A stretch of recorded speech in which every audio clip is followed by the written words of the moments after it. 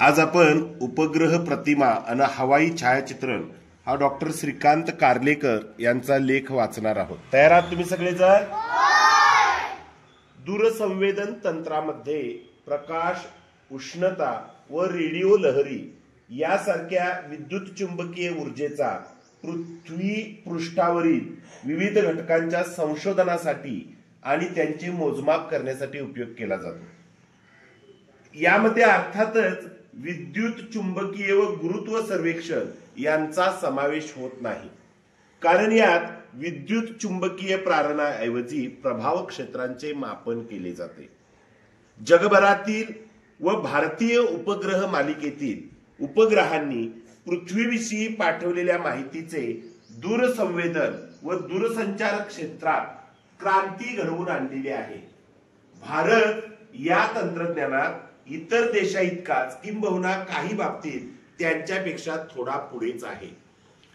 पृथ्वीच्या पृष्ठभागावरील जंगले, वनस्पती, जलाशय, वाळवंटे यावरून जेव्हा सूर्यप्रकाश विद्युत चुंबकीय प्रारणाच्या स्वरूपात परावर्तित होतो, तेव्हा परावर्तित प्रावरणात विविध तरंग लांबींचे विभाग ओळखता येतात।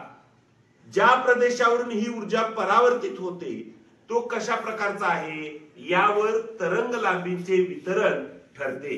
विविध संवेदक, ज्याला आपण सेन्सर म्हणतो, वापरून पृथ्वीवरील निरनिराळे भूप्रदेश, भूरूपे, भू आकार, शेतजमिनी, शहरे, नद्या, उपनद्या, जंगलव्याप्त प्रदेश, क्षार जमिनी, पूरग्रस्त प्रदेश इत्यादी सहजपणे ओळखता येतात।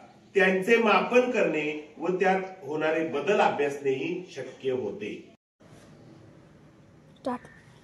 हवाई छायाचित्रण। हवाई छायाचित्रण म्हणजे एरियल फोटोग्राफी हा सुद्धा दूरसंवेदन यंत्रणेचाच एक भाग आहे। हे छायाचित्रण भूप्रदेशाच्या सर्वेक्षणाचे एक प्रभावी व अचूक तंत्रज्ञान आहे। भूपृष्ठावरील म्हणजे आपल्या जमिनीवरील विविध प्रदेशांच्या उंचींची नेमकी कल्पना देण्याची या तंत्राची कुवत खरोखरच आश्चर्यकारक आहे। या छायाचित्रातून सगळा प्रदेश आपण त्रिमित स्वरूपात, ज्याला आपण 3D म्हणतो, वाचू शकतो।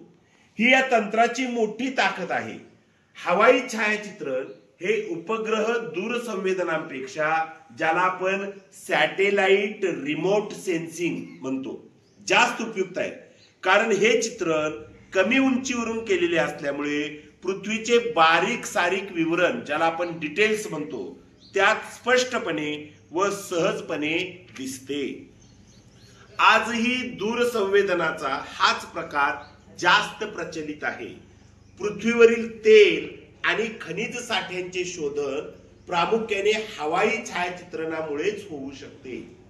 विद्युत चुंबकीय वर्णपटाच्या दृश्य विभागाचा हवाई छायाचित्रणात उपयोग केला गेला।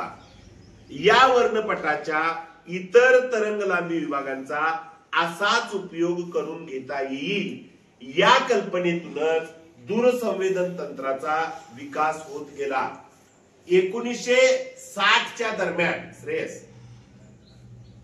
1960च्या दरम्यान औष्णिक अवरक्त, ज्याला आपण थर्मल इन्फ्रारेड व सूक्ष्म तरंग मायक्रोवेव्ह विभागाचा उपयोग या तंत्रात होऊ लागला।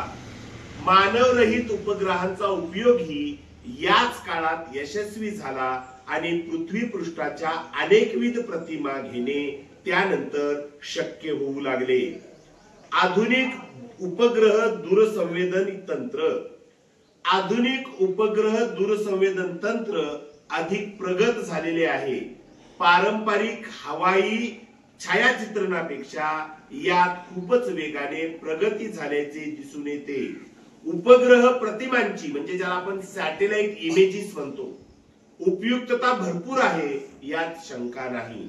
विस्तृत भूप्रदेशावरील ठळक भूशास्त्रीय व भूपृष्ठ आवरण घटनांचे उत्तम प्रकारे मापन यांच्या सहाय्याने करता येते। युद्धजन्य परिस्थितीतही, कार्तिका म्हणजे युद्ध चालू असताना सुद्धा दूरसंवेदन तंत्राला महत्व आहे।